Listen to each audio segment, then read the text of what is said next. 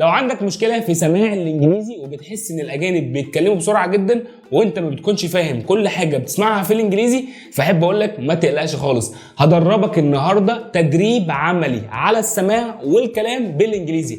هتدرب معايا النهارده في المحاضره دي تدريب عملي، فبعد اذنك ركز معايا، عشان انت لو ركزت معايا هخليك ان شاء الله بعد كده تتفرج على اي فيلم انجليزي من غير الترجمه خالص العربي، وهتكون فاهم كل حاجه كويس جدا. في البدايه خالص انا عايزك تعمل حاجه مهمه جدا. هتشوف دلوقتي مقطع من فيلم، عايزك بقى تشوفه وتركز فيه كويس جدا، وبعد كده وقف المحاضره دي وعايزك بقى تحاول تخمن وتشوف انت سمعت ايه بالظبط. ولو انت ما فهمتش حاجه خالص وما سمعتش كويس، احب اقول لك ما تقلقش خالص. هوضح لك النهارده هنا على السبوره كل حاجه والقواعد اللي موجوده عندنا في المقطع ده، عشان خاطر بعد كده لما تتفرج على اي فيلم انجليزي تبقى انت فاهم كل حاجه بكل سهوله. فتعالى بقى دلوقتي نسمع مع بعض المقطع وتقول لي انت فهمت ايه بالظبط. You could fill a book, a lot of books, with things Dad doesn't know.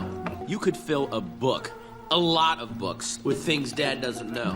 السلام عليكم، معاكم انس مصطفى، والنهارده معانا حلقه جديده من انجلش سوب.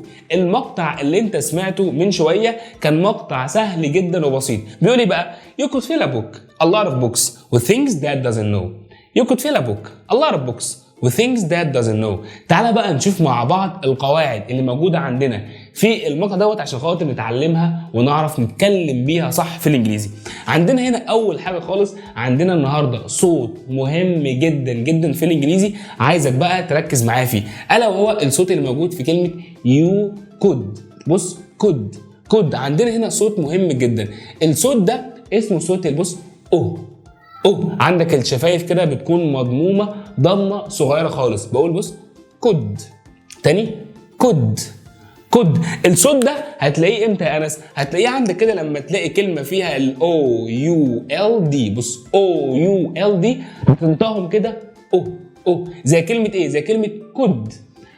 مثال تاني، الكلمه دي هنطقها ازاي؟ بص كده اهي O U L D هنطقها ايه؟ should. تاني should. مثال تاني، الكلمه دي هنطقها ازاي؟ بص اهي O U L D هنطقها ازاي؟ بص would. تاني would. فعندك هنا عندنا صوت ال O موجود فيه ال O U L D زي كلمة could وكلمة should وكلمة would. فأول قاعدة عندنا وهي صوت ال O، الشفايف مضمومة ضمة صغيرة خالص، آخر اللسان مرفوع لفوق، وطرف اللسان موجود في الفم من تحت ولكن مش بيلمس حاجة خالص. بقول بص طرف لسانك مش لامس اي حاجه خالص. بقول زي كلمه كود. برضو عندنا في نفس الجمله دي نفس الصوت، صوت ال موجود عندنا في كلمه بص كلمه بوك. بص بوك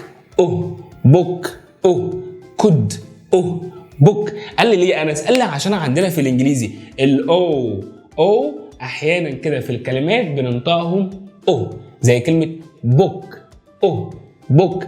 ايه تاني؟ مثال تاني، الكلمه دي هنطقها ازاي؟ بص اهي الكلمه دي هنطقها ازاي؟ بص جود. تعالى ناخد مثال تاني، الكلمه دي هنطقها ازاي؟ بص لوك. يبقى عندي جود، عندي لوك. مثال تاني، الكلمه دي هنطقها ازاي؟ اهي سهله جدا. بص وود. يبقى عندي او قال لي كده انت ممكن تنطقهم زي كلمه بوك وكلمه لوك وكلمه وود وكلمه جود. وتاني قاعده هنا مهمه جدا عندنا النهارده الا وهي في a lot of. بص a lot of. لو انت عايز تتكلم بسرعه زي الاجانب ما تقولش a lot of ولكن قول a lot of. عايز كده حرف التي ده تخطفه وانت بتتكلم انجليزي. قول a lot of. تاني a lot of. يبقى عندك a lot of قولها a lot of.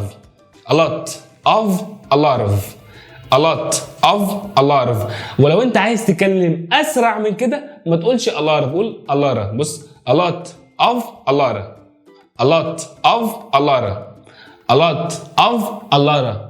بص a lot. التي انطقها بسرعه جدا، قول a lot. يبقى قال لي بص a lot of books، او ممكن اقول a lot of books او a lot of books. تعال بقى نشوفها كده مع بعضها بتقول لك ايه بقى. قال لي بص you could fill a book, a lot of books. You could fill a book, a lot of books. You could fill a book, a lot of books. You could fill a book, a lot of books. وبعد كده عندنا بقى قاعدة مهمة جدا جدا جدا في ربط الكلام في الانجليزي. بعد اذنك ابوس ايدك كده ركز معايا كويس قوي دلوقتي. بص with things، لو انت ركزت كده with things الكلمة دي انت ممكن تنطقها with والكلمة دي اسمها things. فعندنا هنا صوت مهم جدا الا وهو صوت ايه؟ صوت الث. بص ث. بص with things هعمل ايه؟ عندي هنا في الانجليزي كلمتين. الكلمة الأولى منتهية بصوت كونسونانت، صوت ساكن، والكلمة الثانية بتبدأ بنفس الصوت الساكن. هعمل إيه؟ هحذف واحد منهم وأقول with things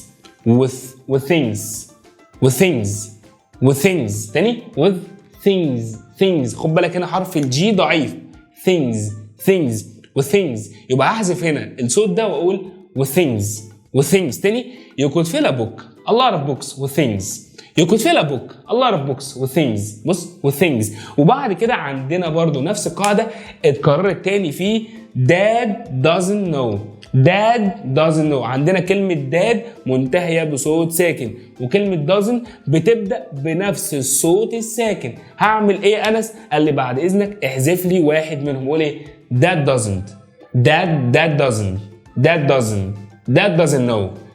doesn't know. هحذف واحد منهم اقول that doesn't know. يبقى عندي هنا لو عندي كلمتين في الانجليزي، الكلمه الاولانيه بتنتهي بصوت ساكن والكلمه الثانيه بتبدا بنفس الصوت الساكن ده، هحذف واحد منهم واقول that doesn't know. تعالى بقى نحاول ننطق الجمله كلها بعد ما عرفنا القواعد المهمه جدا اللي موجوده عندنا في الجمله دي. بنقول باقي الجمله you could fill a book a lot of books with things that doesn't know. You could fill a book a lot of books with things that doesn't know. You could fill a book a lot of books with things that doesn't know. تعالى بقى دلوقتي نسمع المقطع تاني مرة كمان، وعايزك بقى تركز كويس جدا وتشوف هل انت فعلا هتفهمه كويس جدا ولا لا. You could fill a book, a lot of books with things Dad doesn't know. You could fill a book, a lot of books with things Dad doesn't know. اهم حاجه بقى وهو التدريب. لازم تتدرب كتير جدا وتعمل حاجه اسمها الشادوينج، انك تسمع المقطع كتير جدا وتحاول تقلده وتقول زيه بالظبط. دلوقتي بقى اسمع المقطع كتير جدا وقلدهم وقول زيهم بالظبط، وسجل نفسك وابعت لي التسجيل بتاعك على الواتساب وانا هسمعه واصحح لك الاخطاء بتاعتك. هتلاقي تحت في التعليقات جروب الواتساب بتاعنا، خش عليه سجل الجمله دي بصوتك وانا ان شاء الله هسمعها وادي لك الفيدباك. ولو حابين اعمل لكم فيديوهات تانية كتيره عن النطق في الانجليزي، اكتب تحت بس في التعليقات كلمه تم او اكتب كده انجلش سوب، وانا ان شاء الله هعمل لكم فيديوهات كتيره جدا عن النطق وعن الافلام باللغه الانجليزيه. شكرا ليكم، كان معاكم انس مصطفى، واراكم المحاضره الجايه. سلام.